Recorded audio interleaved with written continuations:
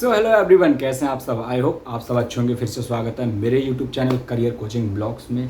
तो आज एक बार फिर आज हम बात करेंगे गाइस। बहुत टाइम से बहुत लोग पूछ रहे हैं कि सर जो है बोनस कब आता है, ठीक है, और इंसेंटिव कितना मिलता है सर, और पूछ रहे थे सैलरी इंक्रीमेंट कब होता है ना। कुछ लोग ये भी पूछ रहे हैं कि सर क्या हम कॉरपोरेट ऑफिस से ब्रांच में ट्रांसफ़र कर सकते हैं, क्या हम रीलोकेट कर सकते हैं, मतलब लोकेशन चेंज कर सकते हैं। और कुछ लोग पूछ रहे थे कि सर एग्जैक्ट जो सीटीसी अगर इतना है तो कितना इन हैंड आएगा, ठीक है। तो ये दो तीन चीज़ें हैं जो हम क्लियर करेंगे। तो यहाँ पे एक बार फिर मैं आ चुका हूँ यार आप सबके डाउट्स क्लियर करने। तो यार बहुत टाइम बाद मतलब लाइव तो मैं आता हूँ, लेकिन एक नॉर्मल वीडियो नहीं डाल पा रहा था। तो आज बहुत टाइम बाद सोचा नॉर्मल वीडियो बनाता हूँ, ना कि लाइव आते हैं। यहाँ पे शायद ज़्यादा क्वारी सॉल्व हो, ठीक है। तो सबसे पहले हम जो क्वेश्चन उठा रहे हैं, ठीक है, वो हम उठा रहे हैं कि इंक्रीमेंट कब होता है। देखिए, सैलरी इंक्रीमेंट आपका अप्रैल में होता है, क्योंकि अप्रैल में आपका नया फाइनेंशियल ईयर स्टार्ट होता है बैंक का, ठीक है। मार्च में ख़त्म होता है और अप्रैल में स्टार्ट होता है। तो जो आपकी सैलरी इंक्रीमेंट होता है वो अप्रैल में होता है। बोनस आपका आता है अप्रैल में आता है, ठीक है। और आपका अगर आप जो सेकंड क्वेश्चन है कि मतलब हम कॉरपोरेट से ब्रांच में कैसे जाएं। तो देखिए, वैसे अभी तक 4 महीने से मैं जॉब कर रहा हूँ। मैंने ऐसा सुना नहीं है कि जो कॉरपोरेट में जॉब कर रहे हैं वो ब्रांच में जाना चाहेंगे, क्योंकि ब्रांच में 8-9 बजे तक बिठा के रखते हैं। कोई टाइम फिक्स नहीं रहता है ब्रांच का। और कॉर्पोरेट में क्या होता है ना, 6:30-7 बजे तक एक फ़िक्स टाइम है। सुबह 9 बजे आ जाइए, आप शाम के 7 बजे तक आप चले जाइए। हाँ, बट जाने का तरीका है, आप 3 साल बाद एलिजिबल हो जाते हैं ब्रांच में जाने के लिए। ट्रांसफ़र लेने के लिए भी, आप लोकेशन चेंज करने के लिए भी 3 साल बाद एलिजिबल हो जाते हैं, ठीक है। तो अब देखिए, अप्रैल ख़त्म हो गया। अप्रैल में मैं बता देता हूँ, मेरा सैलरी इंक्रीमेंट हुआ है। ज़्यादा नहीं हुआ है, कम हुआ है, लेकिन हुआ है।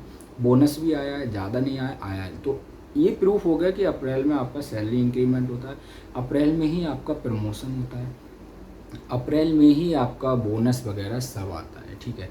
अब अगर मैं अपनी बात करूँ गाइस, तो जो मेरा अगर इंक्रीमेंट हुआ है तो अभी ज़्यादा नहीं, 8 से 10% बेसिक का।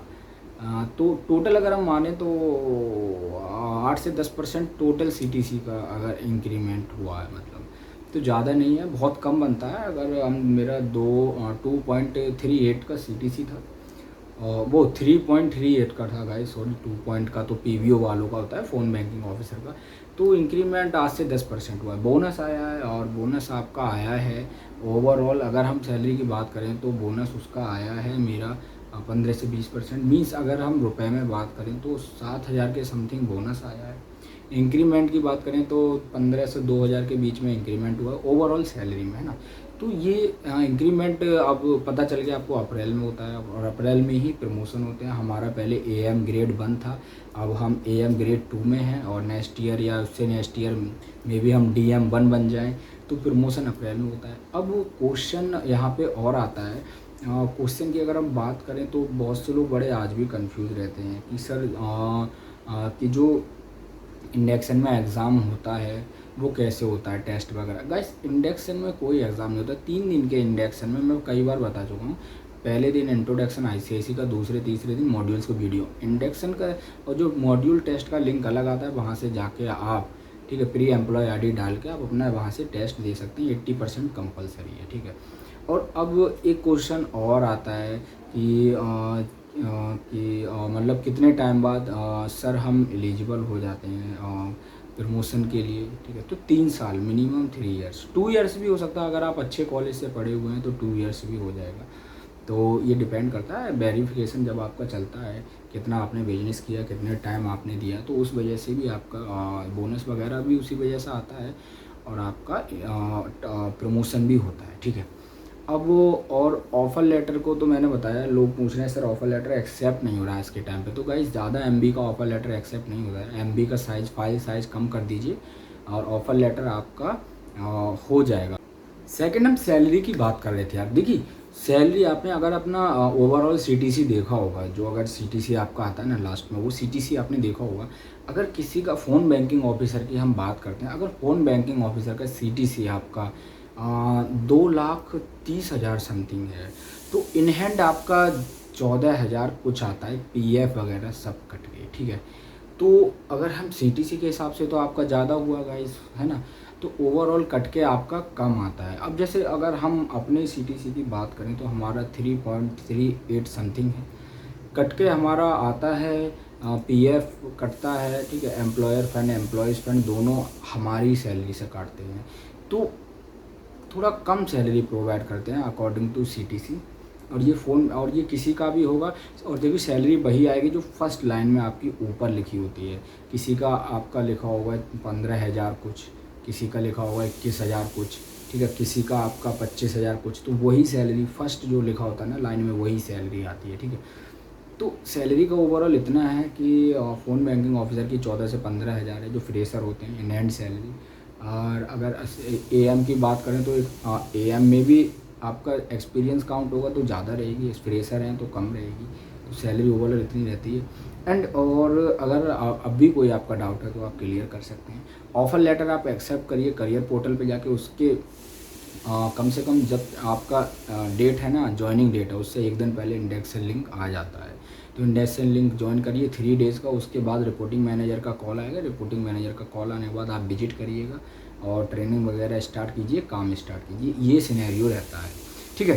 तो ओवरऑल मैं तो यही बोलूँगा यार कि अपॉर्चुनिटी अगर आपको मिलती है तो ज्वाइन करके देखिए। देखिए अगर हम रियलिटी बात करें तो प्रेशर है, टारगेट है, लेकिन अंदर क्या चल रहा है उसको छोड़िए, क्योंकि अंदर तब तक चलेगा जब तक आप अंदर सिस्टम में हैं। मतलब आप 9 से 6 बजे तक हैं, तो अंदर जो भी चल रहा है छोड़िए, वो प्रोफेशनल लाइफ का चल रहा है। फिर उसके बाद आपकी पर्सनल लाइफ स्टार्ट होती है। लेकिन अपॉर्चुनिटी आपके पास आईसीआईसी की मिल रही है, एचडीएफसी, एक्सिस, जिसकी भी मिल रही है, डजेंट मैटर कि अंदर क्या एनवायरनमेंट है, कितना प्रेशर है, कितना क्या काम करना पड़ेगा। मैटर आप आउट ऑफ सोसाइटी देखिए, जिनके पास जॉब नहीं है, जो भटक रहे हैं जॉब के लिए, ठीक है।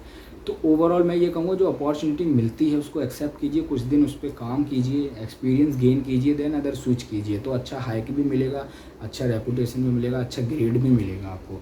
तो मेरा तो यही मानना है। तो यार देखिए आज की वीडियो हम ज़्यादा लंबी नहीं करेंगे, ज़्यादा लंबा हम लाइव ही बैठा करेंगे। तो आज इंक्रीमेंट की बात की अप्रैल में होता है, मेरा हुआ है गाइस इंक्रीमेंट, बोनस भी आया है। और खास 4 महीने में अच्छा खासा बोनस आ गया, 7,000 समथिंग। तो ठीक है, ओवरऑल तो ठीक है यार। मतलब प्रूफ हो गया कि अप्रैल में बोनस आता है, अप्रैल में इंक्रीमेंट होता है, अप्रैल में सैलरी बढ़ती है, प्रमोशन भी अप्रैल में होते हैं, क्योंकि नया फाइनेंशियल ईयर होता है। तो बहुत सारे एम्प्लॉय रिज़ाइन भी देते हैं उस टाइम पे, है ना। और बहुत सारे एम्प्लॉय आते भी हैं। तो ये तो प्राइवेट सेक्टर में आना जाना लगा रहता है, ठीक है। कौन सर्वाइव कर पाता है, अपने माइंड को सेट कर लेता है उस एनवायरनमेंट के अकॉर्डिंग, वो सक्सेस होता है जो वहाँ सर्वाइव कर सकता है। अदरवाइज बहुत से लोग प्रेशर टारगेट की वजह से और रिज़ाइन दे देते हैं, अगर हम बात करें तो। बट यार प्रेशर टारगेट तो हर जगह है, लाइफ में ही है प्रेशर। तो ट्राई कीजिए कि मतलब उस काम में आप खो जाइए। धीरे धीरे सीखेंगे सीखेंगे सीखेंगे, सीखने के बाद आप वो काम अच्छे से करने लगेंगे। काम कोई सा भी हो यार, फ़र्क नहीं पड़ता कि काम क्या है, लेकिन आप सीखते जाते हैं ना, फिर आप करने लगते हैं वो काम। लाइक मी, मैं जब आईसीआईसी में आया, इस सिस्टम में आया, तो बिल्कुल डिफरेंट सिनेरियो था। सोचा कुछ और हुआ कुछ और, लेकिन मैं उस इन्वायरमेंट में ढल गया हूँ, उस वर्क में ढल गया हूँ। तो मैं धीरे धीरे करता जा रहा हूँ वो चीज़, आज सीखता जा रहा हूँ, प्रोडक्ट वगैरह हर चीज़, और धीरे धीरे काम निकलता जा रहा है। तो यही सिनेरियो रहता है गाइस। अगर आपको उस माइंडसेट को वैसा बना लेते हैं, आप सक्सेस हो जाएंगे। तो कोई और आपका डाउट है कॉर्पोरेट लाइफ से लेके, या कोई एजुकेशन से भी डाउट है, तो आप पूछ सकते हैं। कॉलेज वगैरह कौन सा बेस्ट है, कौन सी स्टडी करना बेस्ट रहेगा, वो सारे हम 2 ही टॉपिक में लेके चलता हूँ, एक कॉर्पोरेट ब्लॉग और एक अपना एजुकेशन ब्लॉग। तो इन दोनों पे ही बात करें। तो आज की वीडियो ज़्यादा लंबी नहीं करेंगे। कोई डाउट है, क्वारीज है, कमेंट में पूछ लीजिए, मैं जवाब दूंगा। व्हाट्सएप पे मैसेज करिए, डायरेक्ट कॉल मत करिए। ये मैं हमेशा बोल रहा हूँ। तो चलिए, थैंक यू सो मच यार, all the best, best of luck for your future. फिर मिलेंगे आपको ऐसे ही ब्लॉग्स में।